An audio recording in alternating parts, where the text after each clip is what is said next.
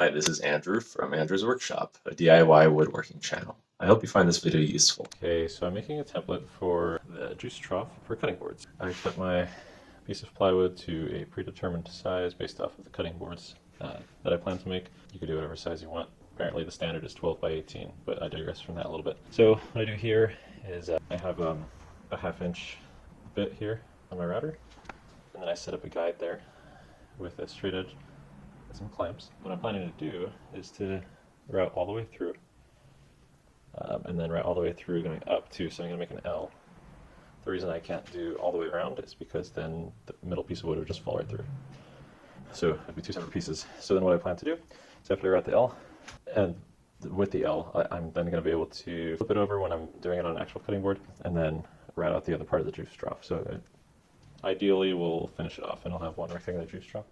Okay, I don't know what this thing is called, but it came with my Rockler letter and number stencil set. And basically what it does, it's a guide. It slips into the hole right here, and then it's tightened on.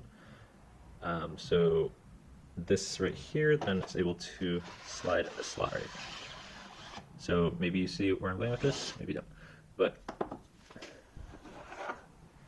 after this is all routed out, and I have my cutting, this is not the cutting board obviously, but when I have the cutting board made, then I'm going to put this bit in my router, which fits just fits through this, and then that's going to cut out my juice trough however deep I want it. So it'll be using this as a guide. And then up there. Okay, so I got this first portion routed through.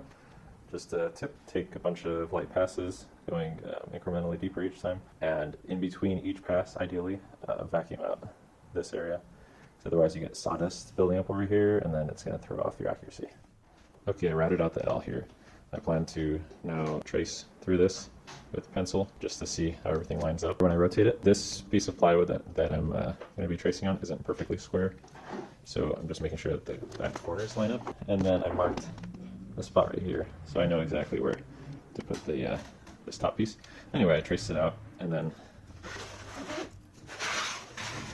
flipped it, did the same thing, traced it out here, made sure that the corners lined up, etc. And then when I take it off, I have this. So if you take a look, you see, you see that this could actually go a little bit further that way.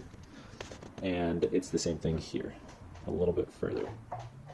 So I'm going to try to do that to the template here. Hook it back up, and then yeah, basically just route this a little bit more.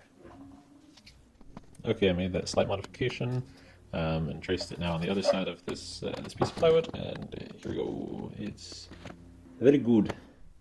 Okay, I routed out a detail here. This part that goes off was intentional.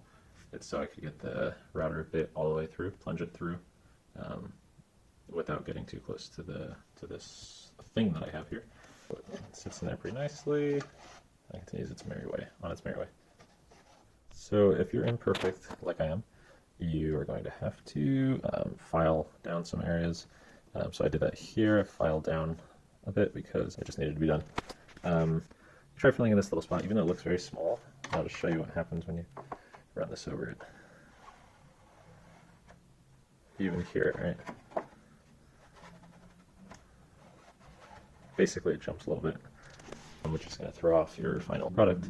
So I'm going to fill that in with wood putty. Okay, so this is to give you an idea of how this is going to work. I have this thing installed on my plunge base. Plunge down. And it sits just like that. And it's going to slide within the groove, just like that. Okay, so I have this clamped up. I'm ready to go. Something to consider is that the 1/2 inch wide groove that we route, that's just slightly oversized. In other words, as we're running the router through the template, we need to push against either this side or that side. And as it turns out, this side it has a sharp corner, so we want to run along the outer side right here to follow the curve. Alright, there you have it. It looks like it turned out pretty well. That's awesome. Looks pretty nice and consistent, which is very cool. So there's a little detail added to it.